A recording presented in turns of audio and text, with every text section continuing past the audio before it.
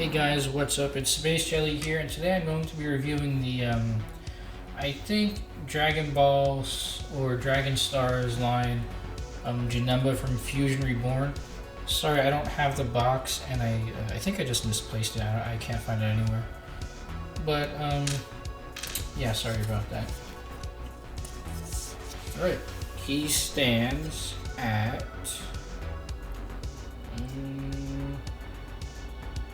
16 centimeters, which would make him about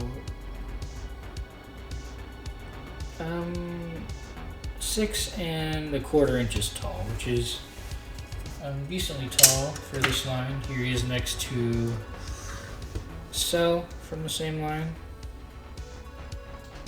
The tops of the head, Cell's a little bit taller. Here he is next to Piccolo in the same line. They're about the same size. Piccolo's in a bit of a pose right now. Actually, maybe not. It might just be the pose. Their heads are about the same height. Here he is next to Goku from the SH Figure Arts line. I think they fit in pretty well together. A decent scale, and here he is next to the Dragon Ball Super Evolve. Sorry guys, I forget the name of this figure line. Vegeta. It's the standard Vegeta. Maybe this will fit in if you like use some foreshortening, stuff like that. I don't know. It could work if you really wanted to. And just for a joke, here he is next to this big caveman Batman. Sorry, I don't know the actual name of this figure, where it's from. I like this toy though. Alright, let's get into the accessories. He comes with a bit more than usual. This was just a single release. I know that there is one that comes with a Trunks. Oh wait, no, not Trunks, with a Gogeta. Sorry. And I think it comes with the same accessories, but I'm not too sure. 2 fist hands, 2 of these clenching or gripping hands for his sword, which looks pretty good, but it does have some pretty significant warping issues. The plastic isn't very rigid at all, so maybe some hot water, maybe a blow dryer and some cold water could fix it, but I don't know, nothing ever works for me. 2 open hands for, I guess, blasts. So that's cool. He comes with more accessories than usual. I think that's a decent assortment. These figures typically don't have very many. They just have hands and that's it. So the sword is cool. Alright, and on to the aesthetics. This guy, I think, is probably the best looking villain that they've made in this line so far. The way he looks is just I don't know, there's no paint at all, I think, just on his face, just the eyes. But the colors and the sculpt work, everything is just really working for this guy. You can see here the head, it looks just like that very specific art style when this movie came out. Whatever the artist was, this was my favorite time, like in Dragon Ball. This is my favorite artist who did the I don't know, these movies, Buu Saga, stuff like that. You can see arms are big, chest is broad, waist is small, legs aren't too skinny. This figure looks good, I think. Of course, there's problems with this line though. Most of the figures that I've reviewed from this line do look good. It's just that they have some really bad articulation problems, but we'll see when we're looking through his. So we'll take a look at the articulation now. His head is on a single ball peg, but it doesn't move at all. So just rotation, no up and down, no, barely any head tilts. There's almost nothing up there.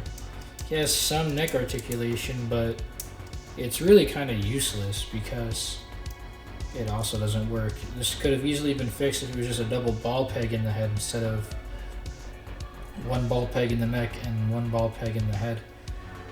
And it's so deeply recessed that he can barely move, so I don't know. It's just kind of poor engineering rather than how the action figure looks, because you can see how much clearance is in his head right there.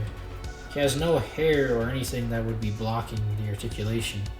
So yeah, it's just unfortunate. It could have easily been done better. Shoulders are cool though. They do a full rotation. They're probably also connected on the ball peg like usual. These things are separate pieces. I don't know what they call them. Shoulder pads, pauldrons. You can see the joint underneath there. Shoulder goes out a bit less than horizontal, so it's not very good. Maybe the shoulders aren't so good. Rotation, bicep swivel. Double jointed elbows are actually pretty good on this guy. More than 90 degrees. You can see the sculpt is actually really nice on this guy.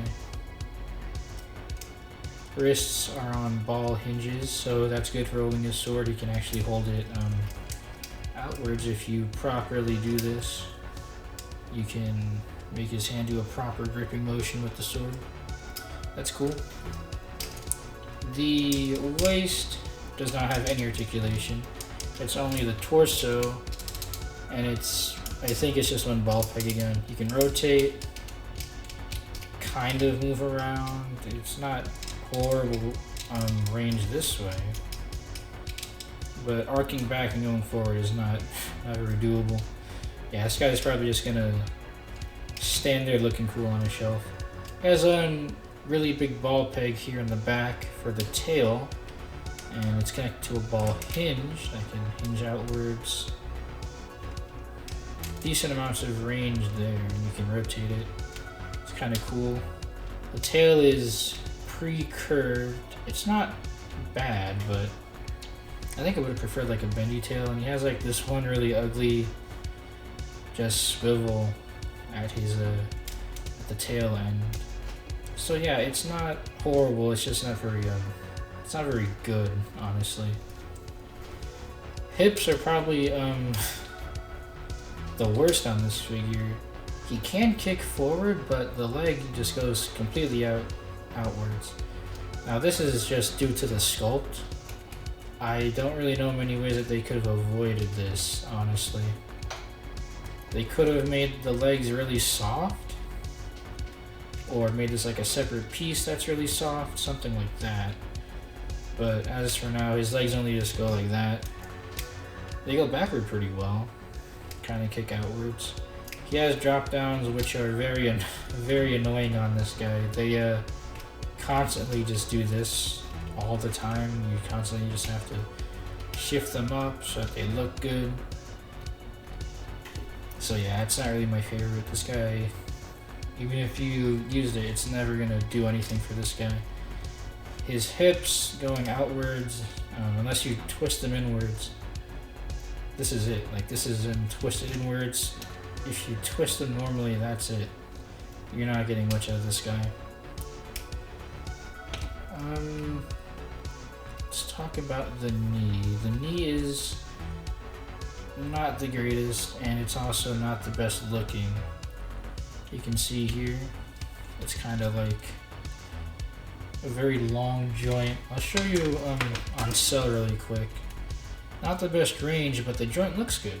Like, it's a smaller joint, and it's actually sculpted a bit, and it's not